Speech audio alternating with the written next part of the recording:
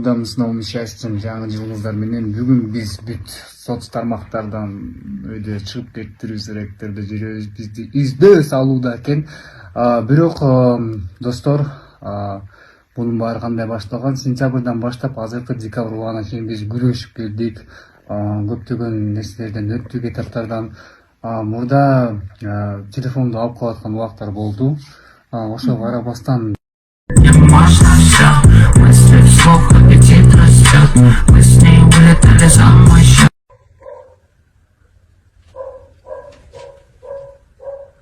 биз мүмкүнчүлүктөрүн таап, мүмкүнчүлүктөрү колдон кетирбей, мен көптөн бери эшик алдына келип, терезе астына келип, жолугуп көрүшүп кетчүбүз. Анан ошол көрүнүш жеке Аймеримдин сиңдисине, эжесине жана дагы бир эжесине бул аябай жаман я сделал преступление, я нарушал личные границы деп наездер болду. Бирок ага карабастан көчөк историядан биз жөнөдө кеттик, биз эс алганы кеттик. Анткени ар бир адам мындай негативный эмеден тоого чыгып, дем алып, ойлорун жийип келиш керек го дейм. Биз да ошол этапта жүргөн убагыбыз болчу. Анан ким эмне деп жазып атат билбейм, похищение эмес эч кандай.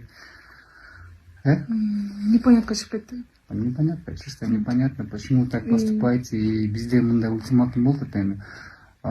Без переговоров чыгабыз, только когда вы уберете свое заявление.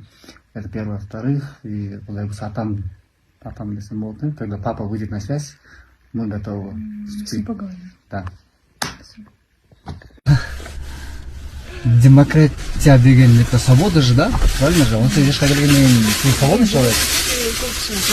Демократия көрүнүшөт, да? Правильно?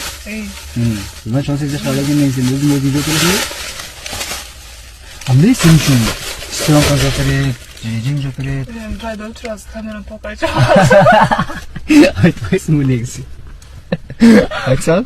Интересно, реально. Өчүрүп атабай. Өчүрүп койгом. Айтсаң. Шерменде өчүрүп. Шерманкан эле киргенсиң. Ай. Шерманка заиграла здесь очень хорошо. Себелеп ТВ, эмне? Себеп дейсиңби? Себеп ТВ. Информацияны кичине. Менин каналым болгондо эле мени израйсың. Сенин каналың боло өзүлтүп койгонсуң, тиархат болсун дебичи.